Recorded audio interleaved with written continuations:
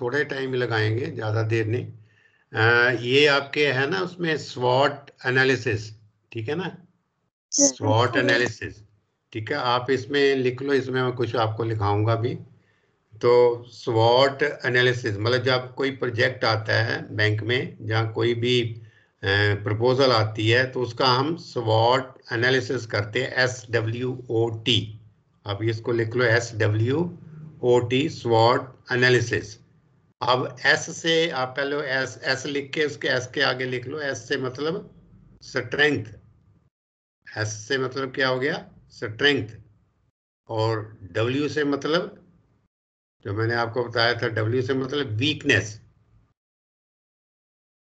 और ओ ओ ओ का आगे लिख लो, ओ मींस अपॉर्चुनिटी। अपॉर्चुनिटी जो जैसे आजकल कहते हैं कि किसी को अपॉर्चुनिटी मिलनी चाहिए। और टी का मतलब थ्रेट, ठीक है ना। तो ये बड़ी इंपॉर्टेंट चीज है, कोई भी जो प्रोजेक्ट स्वॉट, ठीक है ना, एस से मीन्स स्ट्रेंथ, और डब्ल्यू से मीन्स वीकनेस, और ओ से मीन अपॉर्चुनिटी, और टी मतलब थ्रेट। अब ये जो चीजें हैं, इसको कोई भी जो प्रोजेक्ट होगा उसमें, जो भी कोई प्रोजेक्ट होगा, जैसे मैंने आपको डेयरी का बताया था, रोड प्रोजेक्ट है, कोई भी प्रोजेक्ट होगा, कोई भी कंपनी का प्रोजेक्ट होगा, तो उसमें चार चीजों का ये एनालिसिस जरूर होगा कि उसकी जो एक प्रोजेक्ट बनने जा रहा है, जो भी होने जा रहा है, उसकी स्ट्रेंथ क्या है, उससे क्या फायदे होंगे, ठीक है ना। फिर उसकी वीकनेसेस क्या है कि अगर ये चीज ना हुई तो ये नहीं होगी, है ना। फिर अपॉर्चुनिटी मीन्स कि उससे आगे क्या फायदे मिलेंगे, ठीक है। और थ्रेट मतलब है कि उसको, प्रोजेक्ट को थ्रेट भी हो सकता है, कोई चीजें ऐसी हैपन हो जाएं। तो ये सब चीजें जो हैं उसको स्वॉट एनालिसिस कहते हैं। जैसे आप बैलेंस शीट एनालिसिस करते हो, फाइनेंशियल स्टेटमेंट का एनालिसिस करते हो, जो मैंने आपको बताई थी कि एसेट्स लायबिलिटी रेशियो निकालते हो, डेट इक्विटी रेशियो निकालते हो, करंट रेशियो निकालते हो। तो ये सब चीजें करने के लिए, और ये भी एक स्वॉट एनालिसिस है। ये नॉन फाइनेंशियल है, ठीक है ना, ये नॉन फाइनेंशियल एनालिसिस है, फाइनेंशियल एनालिसिस नहीं है, इसमें कोई डाटा नहीं है, ठीक है ना। तो ये है। अब हम इसको, मैं आपको उसमें भी दिखा दूंगा थोड़ा सा स्लाइड्स में, लेकिन उससे पहले एक आप वैसे लिख लो कि क्या होता क्या है, व्हाट इज स्वॉट, ठीक है ना। तो इसमें लिख लो, स्वॉट एनालिसिस इज ए, स्वॉट analysis is a compilation, स्वॉट analysis is a compilation. Compile होता है ना, कंपाइल करना, किसी को इकट्ठा करना, COMPILATION, कंपाइलेशन ऑफ, वही जो मैंने आपको बोले हैं चारों वर्ड्स। आप ये चारों वर्ड्स लिख लो, strength, weakness, opportunities and threats, ठीक है। तो मतलब स्वॉट एनालिसिस इज ए कंपाइलेशन, ये इन चीजों की कंपाइलेशन है। तो द प्राइमरी ऑब्जेक्टिव, आगे आप ये लिख लो एक, क्योंकि इससे लाइनें क्लियर हो जाएंगी ना लिखने के हिसाब से। द प्राइमरी ऑब्जेक्टिव, जो मेन, मूल, जो मकसद है, the primary objective of a स्वॉट एनालिसिस इज आ रहा है ना, लिख रहे हो ना, समझ आ रहा है। Yes sir. हाँ, द प्राइमरी ऑब्जेक्टिव मतलब जो जो मूल, उसका मकसद क्या है स्वॉट का। द प्राइमरी ऑब्जेक्टिव ऑफ स्वॉट analysis is to help organisations, organisations कोई कंपनी है, कोई भी फैक्ट्री है, ये सब ऑर्गेनाइजेशंस होती है ना। जैसे ये आपका रिलायंस ग्रुप है, बदानी ग्रुप है, फिर ये आपका पीटर इंग्लैंड है, कोई भी नाम ले लो, ये सारी ऑर्गेनाइजेशंस तो हैं। To help organisations develop a full awareness, to develop a full awareness, उसमें जागरूकता लाना, to develop a full awareness of all the factors, to develop a full awareness of all the factors involved in making a business decision, involved in making a business decision। मतलब है कि इन चीजों का जब analysis करेंगे तो हमें business का डिसीजन लेना है कि हमें इस बिजनेस को चलाना है कि जब बंद कर देना है, इन्हीं इसी के बेसिस पे, ठीक है ना। तो इसमें ये एक बहुत बड़ा फैक्टर है। परफॉर्म ए स्वॉट एनालिसिस, परफॉर्म मतलब स्वॉट एनालिसिस करो, ये कह रहा है। PER, जहाँ डू ए स्वॉट एनालिसिस लिख लो, जहाँ परफॉर्म ए स्वॉट analysis before you commit to any, before you commit to any sort of company action, before you commit to any sort of company action,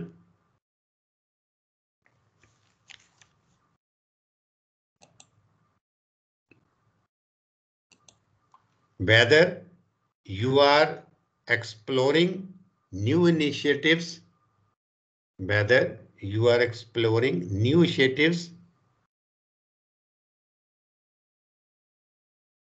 next considering opportunities, considering opportunities, और altering होता है change करना, और altering a plan, or altering a plan midway, or altering a plan midway through its execution। मतलब कोई एक आपने चीज चलाई और वो आपको पता चला कि SWOT एनालिसिस में कि ये इसमें कमी है, तो उसको मिडवे आधे रास्ते में ही उसको चेंज कर देना, ठीक है ना। ये मतलब और altering a plan midway through its execution.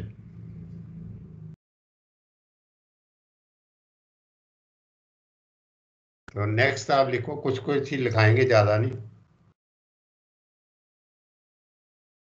तो आगे लिख लो, ए स्वॉट analysis is a planning process. What is this? It is a planning process, it is a planning process that helps company, it is a planning process, ये एक planning है, जो मतलब इसको योजनाबद्ध तरीके से चलाते हैं। Planning process that helps company, जो किसी भी ऑर्गेनाइजेशन को या कंपनी को ओवरकम, ओवरकम चैलेंजेस, मतलब जो उसको चैलेंजेस आते हैं उसको दूर करना। ओवरकम, ओवरकम का मतलब ये होता है ना, overcome challenges and determine, and determine what new, and determines what new leads to, and determine, और फिर ये देखना what new leads, LEADS, leads to pursue, PURSEUE, what needs leads to pursue। अब इसका लिख तो लिया ना आपने, ये मैं आपको आपको इसका मतलब समझाता हूँ क्या है, ठीक है ना। ये कहता है कि स्वॉट analysis is a planning, planning है ना, किसी चीज की भी प्लानिंग करते हैं हम, योजना बनाते हैं उसकी। तो ये एक योजना है, process that helps your, that helps company को, कोई भी जो ऑर्गेनाइजेशन या कंपनी है उसको चैलेंजेस जो आए हैं उनको दूर करने के लिए। And determine what new leads to pursue, और फिर कहते हैं कि वो जो चैलेंजेस आए हैं उसमें एक नई जो स्ट्रेटजी बनाई जाए, ये है उन चैलेंजेस को दूर करने के लिए।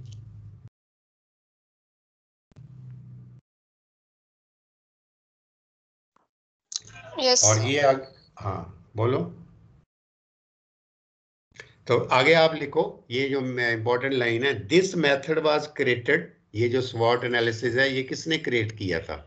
This method was created in the 1960s, this method was created in the 1960, 1960 में इसको बनाया था किसने? By Albert, ALBERT, it was created in 1960 by Albert Humphrey, Albert Humphrey, HUMPHREY।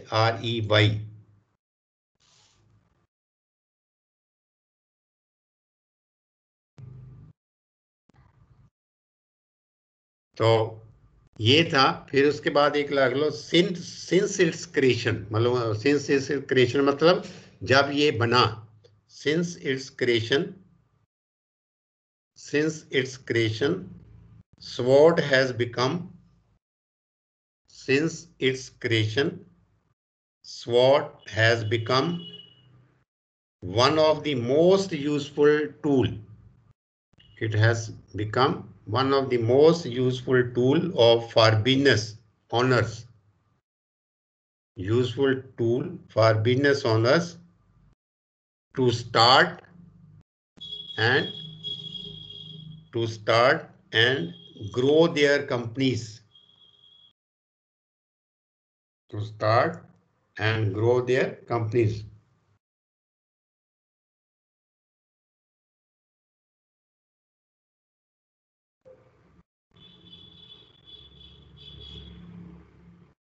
तो ये है जो मैं सिर्फ इसमें यही दिखाना चाहता था आपको, अपना लिखाना चाहता था कि स्वॉट एनालिसिस है क्या।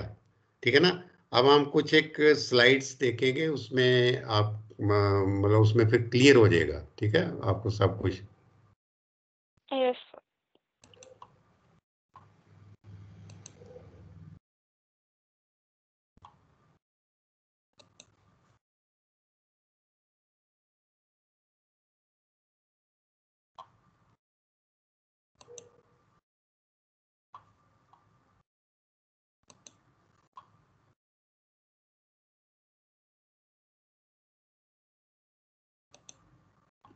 तो ये देखो, ये है आपका ये स्वॉट एनालिसिस। और ठीक है। और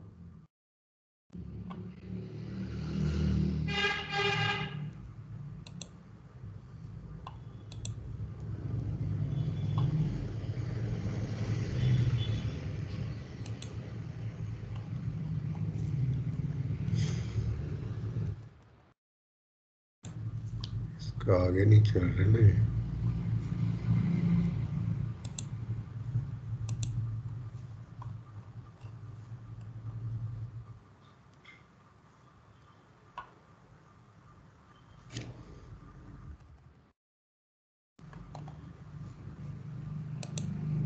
एक मिनट, थोड़ा ये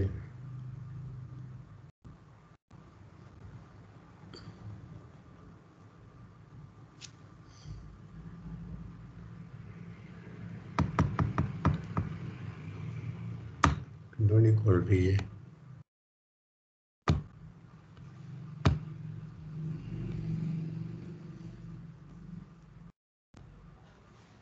एक मिनट में दोबारा खोलता।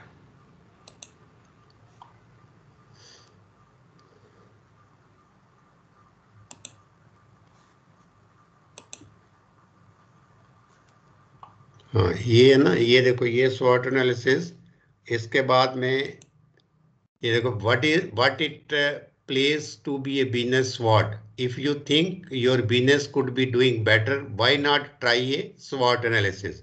अब ये लेंस लेके वो देख रहा है ना, तो लेंस से मतलब कोई चीज जो है मिन्यूटली देखते हैं। तो ये यही कह रहा है, स्वॉट स्टैंड्स फॉर, ये यही है जो मैंने आपको बताया, स्वॉट stands for strength, weakness, opportunities and threats.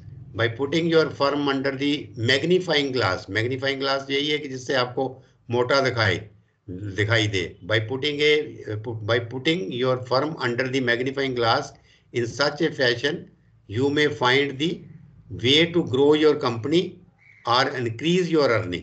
तो मतलब है कि आपकी आपकी कंपनी जो है वो बड़े, मतलब जिसको कहते हैं ना कि उसकी प्रोग्रेस हो, और फिर इंक्रीज योर अर्निंग, और उसकी अर्निंग हो, इसलिए इसको स्वॉट एनालिसिस को करते हैं। तो ये है इसमें।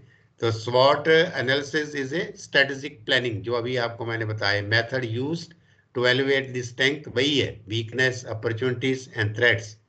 ठीक है ना। It involve specifying the objectives of the business and identifying the internal and external factors. ठीक है ना, ये काफी उसमें जा रहा था, यही जो मैंने कहा techniques, credit to Albert Humphrey, इसी ने निकाला ना ये देखो, ये जो मैं उस Yes, पर sir. देख रहा, थर्ड जो है, तो ये इसने निकाला है। तो ये मैंने आपको ऑलरेडी लिखा दिया ये सब। अब ये देखो स्वॉट डिफाइंड। अब देखो ये जो है एक तरफ लिखा है पॉजिटिव, एक तरफ लिखा है नेगेटिव। अब देखो पॉजिटिव में क्या आता है, स्ट्रेंथ और अपॉर्चुनिटी जो है वो पॉजिटिव इफेक्ट्स हैं, और वीकनेस और थ्रेट्स जो है नेगेटिव फैक्टर्स है। तो ये मतलब जो ये जो आपका स्ट्रेंथ और वीकनेसेस हैं ये इंटरनल हैं, ठीक है ना। ये किसी कंपनी की ये इंटरनल चीजें हैं, उसकी स्ट्रेंथ और वीकनेस। और जो उसकी एक्सटर्नल है वो क्या है, अपॉर्चुनिटी और थ्रेट्स, ये उसकी एक्सटर्नल चीजें हैं। ये इसमें ये बताया है, एक पॉजिटिव चीज है, एक नेगेटिव चीज है, एक इंटरनल है, एक एक्सटर्नल है। और फिर ये है, इट इज नॉन फाइनेंशियल, जो मैंने अभी आपको बताया था कि it is a non financial planning tool. ये नॉन फाइनेंशियल है, ये बड़ी इंपॉर्टेंट चीज है कि हम इसमें कोई डाटा नहीं एनालिसिस कर रहे, जैसे उसमें था कि ये डेब्ट है, सॉरी ये एसेट्स हैं, ये सिक्योरिटीज है, फिर करंट रेशियो निकालते हैं फाइनेंशियल स्टेटमेंट्स में। तो ये it is a non financial, ये सबसे ऊपर ही लिखा है कि it is a non financial. फिर है it links the analysis in terms of advantage, ये आप रहने दो, आपको नहीं समझ आएगा ना। The strength, the strength and weaknesses are defined by measures such as market share, ये भी आप रहने दो, आप सिर्फ इतना ही देखो, it is a nine financial tool। और क्योंकि ज्यादा आपको नहीं ना जरूरत। अब ये देखो दे, ये इसमें देखा स्वॉट स्ट्रेंथ। अब स्ट्रेंथ से वो क्या है, ऊपर को ये जो वेट लिफ्टिंग है अपना, जैसे होता है ना उसको उठाते हैं वेट्स को, तो उसने उठा दिए, उसकी स्ट्रेंथ है। तो वो जो वीकनेस है, वो जब उठाने लगा है तो उससे उठा ही नहीं है। फिर ये अपॉर्चुनिटीज दिखा रहा है, ठीक है ना। और फिर ये थ्रेट्स, ठीक है। तो ये लिखा है, SWOT analysis is a powerful technique for understanding your strength and weaknesses and for looking at the opportunities and threats. वही जो कोई उसमें नई चीज नहीं है। For a business to expand, diversify and sustain in the market, SWOT analysis is must, जो मैंने आपको लिखाया है, तो आपको वही है। ये सिर्फ एक अच्छा बनाया हुआ, मैचिंग एंड कन्वर्टिंग, ये रहने दो आप। आगे देखो स्ट्रेंथ। अब स्ट्रेंथ में क्या आता है, गुड कैपेबिलिटी। अब ये कोई इसमें से आप चीजें लिख सकते हैं। स्ट्रेंथ क्या है, गुड कैपेबिलिटी, कि उसकी अच्छी कैपेसिटी है, capacity of producing good products. फिर प्रोडक्ट्स जो बना रहा है, फिर टेक्नोलॉजी वो जो यूज कर रहा है, ये सब उसकी स्ट्रेंथ है। फिर ह्यूमन रिसोर्सेज, ह्यूमन रिसोर्सेज होता है जो उसके एम्प्लॉइज हैं वो कितने स्किल्ड हैं। फिर डिमांड फ्रॉम द क्लाइंट, ठीक है ना। क्लाइंट्स, जो क्लाइंट मतलब जो खरीदते हैं किसी चीज को, अब कोई फैक्ट्री है वो कोई जो गारमेंट्स बना रही है, तो उसकी उसके जो कस्टमर हैं उसकी डिमांड कितनी है। फिर अमाउंट ऑफ नॉलेज, उनको इस चीज के अपने काम के बारे में नॉलेज कितना है। फिर टेक्निकल स्किल कितनी है, ये सारी स्ट्रेंथ में आती है कि किसी कंपनी की स्ट्रेंथ देखनी है तो उसकी कैपेबिलिटी कितनी है, उसका जो प्रोडक्ट्स बन रहा है उसकी डिमांड कितनी है, फिर वो टेक्नोलॉजी कैसी यूज कर रहा है, कोई लेटेस्ट टेक्नोलॉजी यूज कर रहा है जो पुरानी कर रहा है।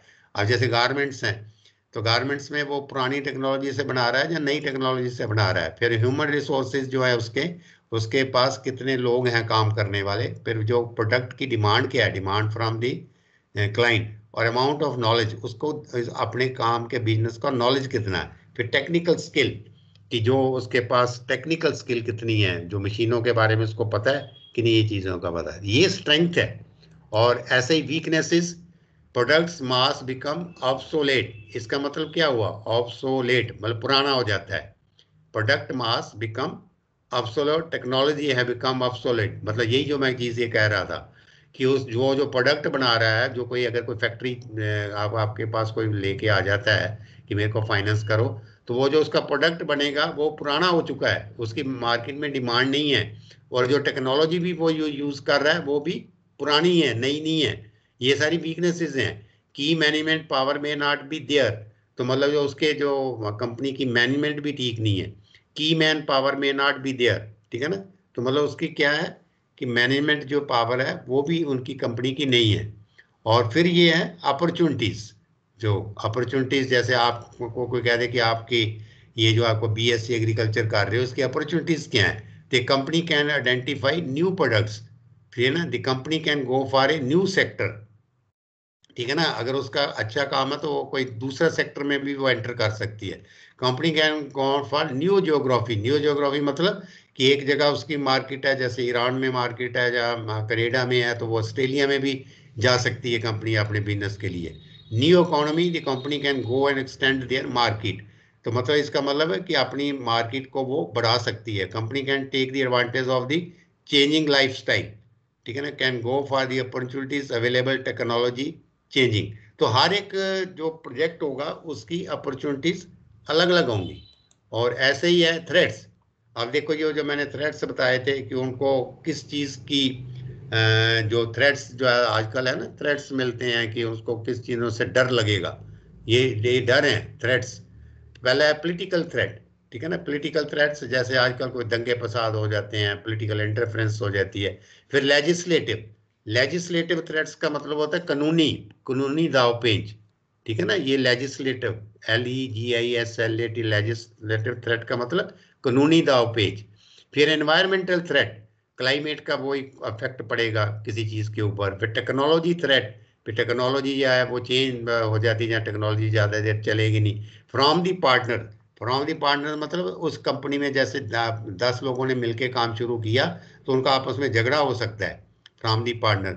फिर from the buyers, buyers mean जो खरीदने वाले हैं वो उसके प्रोडक्ट को पसंद ही ना करें।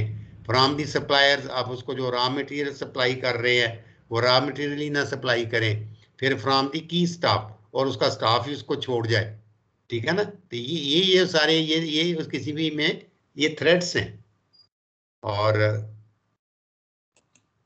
ये देखो ये है, ये 3 स्टेजेस ऑफ स्वॉट एनालिसिस।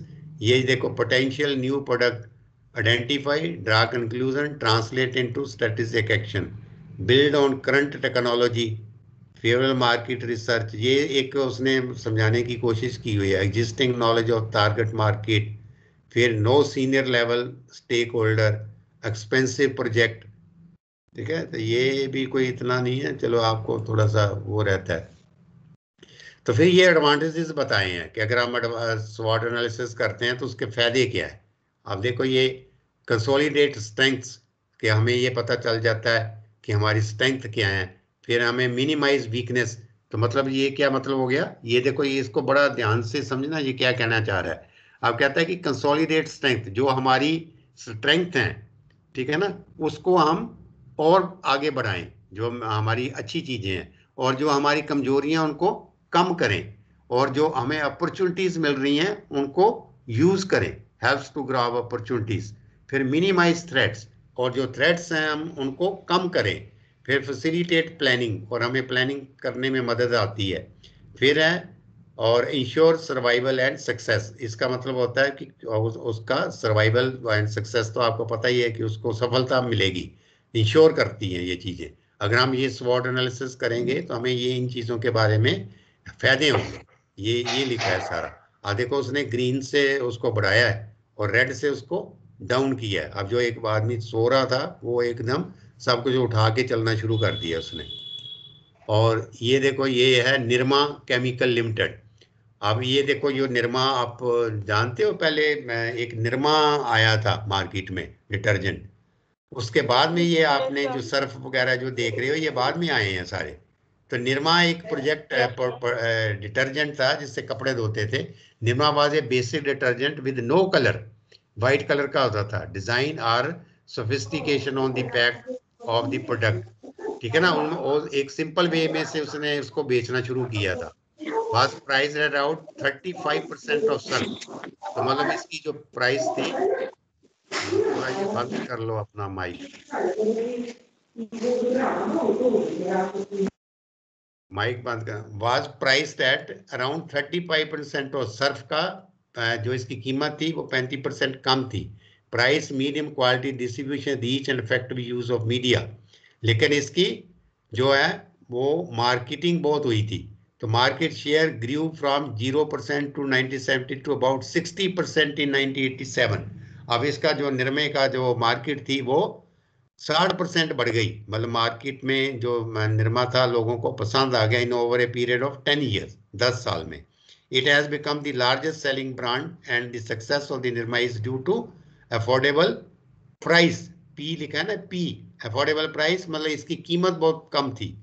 ठीक है ना, तो ये इससे ही उन्होंने उस चीज को, मार्केट को अपॉर्चुनिटी देखी, उसको ग्रास्प कर लिया। तो दी लिटिल निरमा गर्ल, ये वाली जो little Nirma girl, going round and round on her feet, making a strong impact for the brand. तो मतलब वो जैसे घूमती है ना, तो वो little Nirma girl going round and round, ठीक है ना, her feed makes a strong impact for the brand, और उसने इस ब्रांड को पॉपुलर कर दिया। ये आप देखा है कभी निर्मा का कितना यूज शुरू हो गया था, सर्फ तो अब आया ये। और ये देखो ये है strength, strong brand quality Nirma, यही है। तो market leadership in detergent and fabric wash, second largest player in toilet soaps, और has wide distribution network Nirma का। Its strategy of rural marketing is its enable strength. तो ये है इसकी जो वीकनेसेस, हाई इंटरेस्ट बर्डन, ठीक है ना, less presence in premium segment, lakhs global tie up. मतलब ये इसकी बता रहा है इसकी जो वीकनेसेस हैं। मतलब ये मतलब ये ग्लोबल मतलब बाहर नहीं ना यूज होता, lacks global tie up and thus find hard to tap export market, मतलब एक्सपोर्ट नहीं हो सकता। ये इसकी वीकनेसेस हैं निरमा की। अपॉर्चुनिटीज है इसकी एक्सपोर्ट, मतलब इसको करना है, ये इसकी अपॉर्चुनिटी है कि एक्सपोर्ट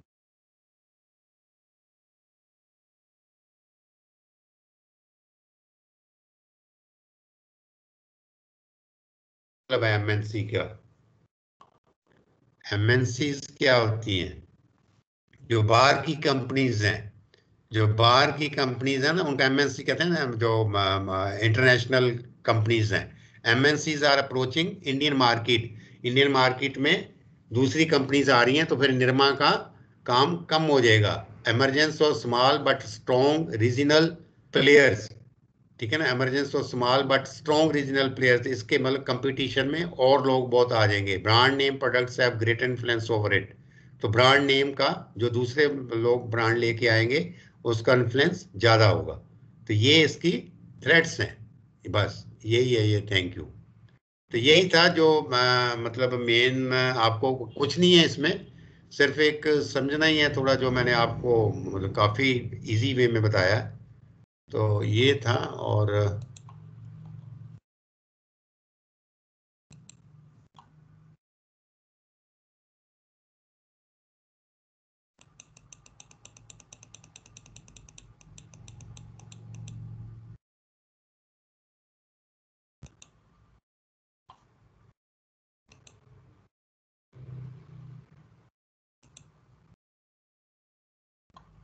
तो ये है, ये कोई बस यही था जो आपका इस यूनिट में था, स्वॉट एनालिसिस और ये प्रोजेक्ट रिपोर्ट। ये आपका इसमें प्रैक्टिकल भी अब कवर हो गया और ये थ्योरेटिकल भी हो गया, ठीक है ना। तो with this we end our this session. यही था जो मैंने आपको अभी बताना था। कुछ आपको इसमें पूछना है तो आप पूछ सकते हो। ये जो मैंने स्लाइड्स आपको जल्दी में दिखाई क्योंकि उसमें बाकी नहीं था कुछ ना, क्योंकि मैं जो आपको वैसे बता दिया ना, whatsoever I have made you to understand, actual में आपको पास यही पता होना चाहिए कि स्वॉट होता क्या है, ठीक है ना। कल को ये आपको कोई पूछ ले कि व्हाट इज स्वॉट, प्रोजेक्ट का स्वॉट क्या होता है, तो ये से एक आपके दिमाग में आइडिया बैठाना था कि क्या ये चीज़ है और ये हम क्यों करते हैं स्वॉट एनालिसिस, ठीक है ना। इसके स्वॉट एनालिसिस के बिना क्या लॉसेस होंगे और स्वॉट करते हैं तो क्या बेनिफिट होंगे, यही उसमें बताया ना सब कुछ। तो ये था इस बात से। हाँ, तो अब हम we end our session here है ना, जो भी है इसको। तो ठीक है, चलो ऑल दी बेस्ट। हाँ, अब आप जा सकते हैं। Okay okay.